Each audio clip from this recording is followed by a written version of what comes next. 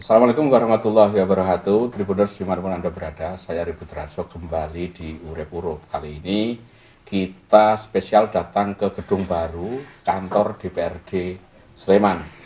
Dan asiknya lagi kita sedang berada di ruangan Ketua DPRD Sleman. Kita sapa Pak Ketua Haris Sugiharta. Sugeng siang. Sugeng siang Pak Ribut. Terus seperti kabar ini? Gimana kabarnya? Bagus, sehat-sehat saja, alhamdulillah. Saya tadi sempat bingung ketika masuk sini, kantornya baru, gedungnya baru, ya, muter-muter. Ini sudah berapa lama, Mas? Sudah 2 tahun kira. 2 tahun? Ternyata udah 2 tahun. Ya, 2 tahun. Bukan baru lagi berarti. Bukan ya, baru saya lagi. Sendiri yang lama nggak kesini. Tinggal delik, Pak. Baik, Mas Haris, kita akan ngobrol ringan. Jadi Sleman ini kan gimana? baru saja merayakan ulang tahun yang ke-106. 106 tahun tentu itu usia yang sudah sangat matang sekali. Ya. Mas Haris melihat Sleman hari ini seperti apa? Kalau bicara Sleman ya Pak Ribut, secara administrasi kan ada 17 Kapanewon. 17 Kapanewon. Kemudian ada 86 kalurahan, ada 1.212 padusunan. Ya ini Tribuners Kapanewon itu kecamatan, kecamatan ya. Iya. Dan tentu saja kalau bicara Sleman dibanding 4 kabupaten 1 kota, ini menarik ini Pak Ribut. Karena sebagai pusat pendidikan juga. Jogja itu kan di Sleman itu tempat pendidikan mahasiswanya, 3/4 juga ada di Sleman. Kemudian kuliner juga banyak di Sleman, sangat banyak dibanding dengan kota Jogja dan kabupaten yang lain kan gitu. Kemudian ada bandara juga, Adi Cipto juga di Sleman. Kemudian tempat wisata Prambanan juga di Sleman. Jadi punya banyak hal lah di Sleman ini. Banyak potensi banyak. Ya. Nah, kalau Sleman. Infrastruktur di Sleman sendiri seperti apa? Semuanya ada nih di Sleman. Komplit Pak. Komplit ya. Pak Ribut. Kalau bicara infrastruktur, kita di tahun 2023 ini alokasi untuk beberapa hal terkait dengan Perbu BKK, bantuan keuangan khusus yang sudah kita komunikasikan dengan Bupati dan ini usulan dari DPRD ini disetujui. Yaitu banyak, entah itu rehab tempat ibadah, entah itu jalan lingkungan, short block, konblok, kemudian drainase sangat terfasilitasi dengan baik itu jalan RT RW, paduan, jalan desa dan sebagainya gitu Pak. Artinya kalau ada jalan Gronjal mungkin statusnya bukan jalan kabupaten kali ya. Betul. Ini satu tantangan tentunya untuk mungkin jalan provinsi atau jalan nasional gitu. Nah, sebagai daerah yang kaya di Sleman ini sumber daya alamnya luar biasa, tanah subur dan sebagainya. Bagaimana dengan kesejahteraan rakyat di Sleman ini Pak Ketua? Jadi kalau bicara kesejahteraan, pemerintah kabupaten sudah membuat terobosan, baik itu dari kesejahteraan pendidikannya, kemudian kesehatannya, kemudian ketika ada masyarakat yang lumpuh, ketika ada masyarakat yang tunarungu, ketika ada masyarakat yang ya istilah disabilitas itu juga difasilitasi dengan baik. Dinas sosial juga sudah mempunyai terobosan khusus untuk itu. Kemudian fasilitas ataupun masalah anak sekolah yang nunggak sekolahan itu juga diputus sekolah sudah terfasilitasi dengan jaminan pengaman sosialnya. Ini kalau kemudian UMKM sudah mulai merangkak naik dengan situasi pandemi yang sudah agak mereda ini Pak Ribut. Artinya memang antara legislatif dan eksekutif ini sejalan seiring ya. Sangat sejalan. Karena memang ada di beberapa di tempat lain gitu, misalnya program pemerintah, program eksekutif pemerintah begini, dewan berbeda itu. Kalau di Sleman nggak terjadi. Kalau di Sleman sangat memperhatikan masukan dari DPRD. Jadi bupati, wakil bupati, sekda ini sangat komunikatif. Hal-hal terkait dengan bagaimana Sleman ke depan, bagaimana Sleman untuk lebih mensejahterakan masyarakat. Artinya memang kuncinya ada di komunikasi. Komunikasinya bagus di sini. Nah, selama ini ada nggak perbedaan gitu? Satu perbedaan pandangan apa yang didiskusikan antara eksekutif dan legislatif? Ya, ketika membahas di badan anggaran. Badan anggaran biasanya kalau pembahasan murni dan perubahan kan mengundang tim anggaran pemerintah daerah bersama badan anggaran. Ketika itu terjadi jalan buntu, kita ambil langsung Sleman Mini ini, Pak Ribut. Apa itu? Sleman Mini itu terdiri dari pimpinan fraksi, kemudian pimpinan fraksi dan bupati. Ini clear udah selesai.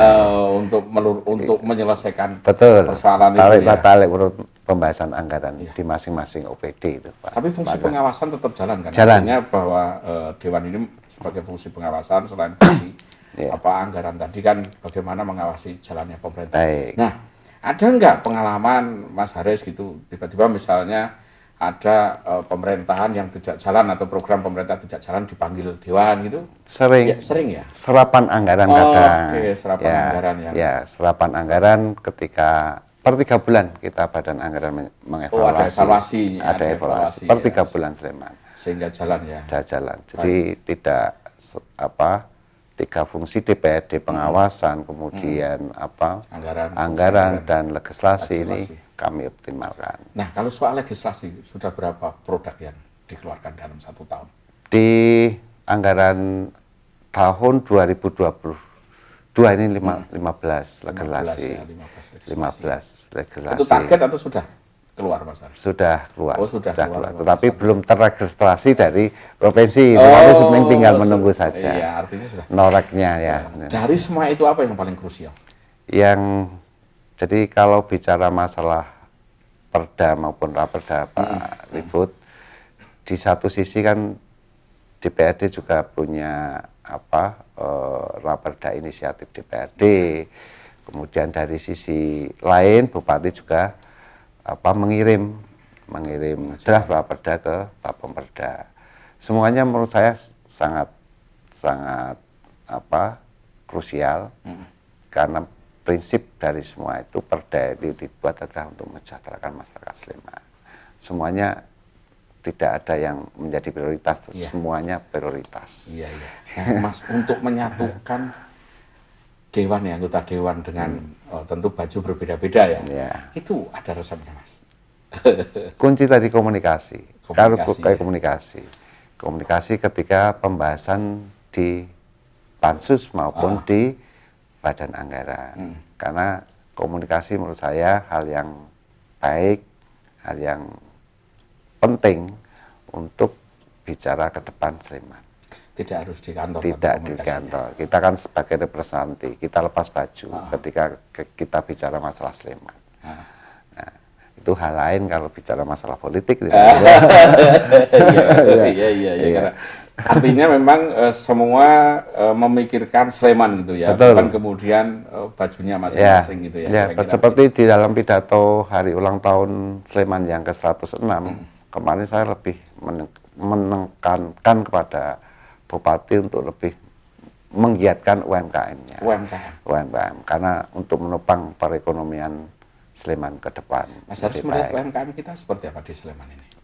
Belum secara optimal terfasilitasi dengan baik. Artinya kan di tahun 2023 untuk memulihkan ekonomi, nanti pembahasan di murni tahun 2023 ini DPRD akan mendorong itu lebih di sektor di situ. Di sektor UMKM. Ya. Sebenarnya Sleman ini juga punya namanya Gendi Sembada yang kebetulan kerjasama dengan Tribun Jogja untuk mengelola UMKM ini. Nah, Mas, artinya tahun 2023 UMKM ini akan naik kelas kira-kira gitu ya, akan dinaikkan ke sana ya, Mas. Nah, itu apakah apa yang Mas Haris sampaikan tadi Dewan sudah tahu semua ini untuk rencananya ke sana? Ya, ini kan kalau bicara masalah UMKM kan itu di Dinas Koperasi. Dinas Koperasi. Ini sebelum kami membahas atau memanggil Dinas Koperasi dengan mitra kerja, ya dengan mitra kerja di Komisi B ini tentu saja nanti akan disampaikan secara garis besar, secara prioritas di pimpinan komisi ke Badan Anggaran. Detailnya kan masih angka itu nanti, angka-angka itu. Mimpi Mas Haris, UMKM ini menjadi seperti apa di Sleman? Jadi kalau bicara UMKM nanti lebih mandiri karena ya. Lebih mandiri di Sleman karena dinamika di Sleman ada 17 Kapanewon, ada 86 kalurahan, ada 1.212 padusunan, dinamikanya sangat berbeda. Tapi saya sekali lagi DPRD selalu mendorong bahwa UMKM dengan situasi untuk mengangkat perekonomian yang selama ini diajar oleh COVID ini sebenarnya. Iya, 2 tahun diajar COVID itu bisa berangsur-angsur boleh. Ya, Mas, nah ini COVID ini. Presiden sudah memutuskan bahwa yang ada di luar ruang kan sudah boleh tidak mengenakan masker kira-kira gitu. Di ruang terbuka. Di ruang terbuka. Di ruang terbuka. Kemudian itu menandakan bahwa masa transisi menuju endemi. Sudah. Nah, selama pandemi kemarin, Mas, itu kan ada refocusing anggaran nih. Sementara DPRD kan pemegang pemegang fungsi anggaran itu, ada fungsi anggaran. Seperti apa waktu itu diskusinya dengan legislatif, Mas?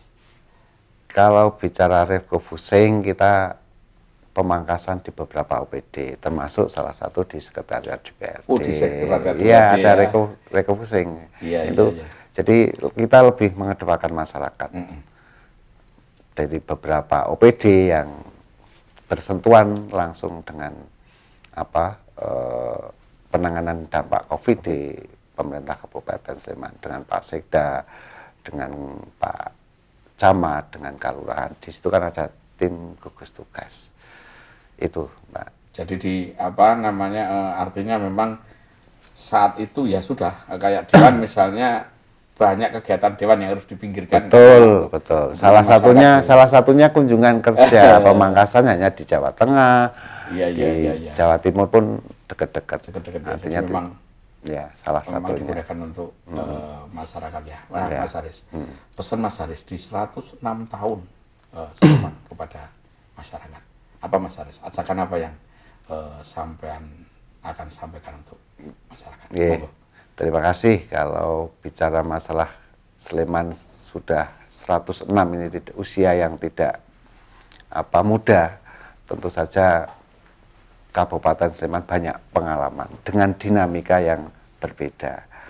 Ini ada sekitar 200 sampai 300 ribu mahasiswa ada di Sleman. Tentu saja harapan kami bahwa ke depan Sleman bisa menjadi lebih mandiri dari segi ekonominya, pendidikan, budaya, dan tentu saja lebih juga mengoptimalkan PAD, pendapatan asli daerah, yang sekarang sudah mulai meningkat ini di tahun 2023. Untuk kuncinya ya untuk mensejahterakan masyarakat. Itu. Nah ini terakhir Mas Haris. Mas Haris habis sepak bola nggak? Ya senang lihat. Senang ya lihat. Karena saya melihat gini, saya jalan di Sleman itu, setiap lapangan sepak bola di Sleman di kamu-kamu kok bagus-bagus ya.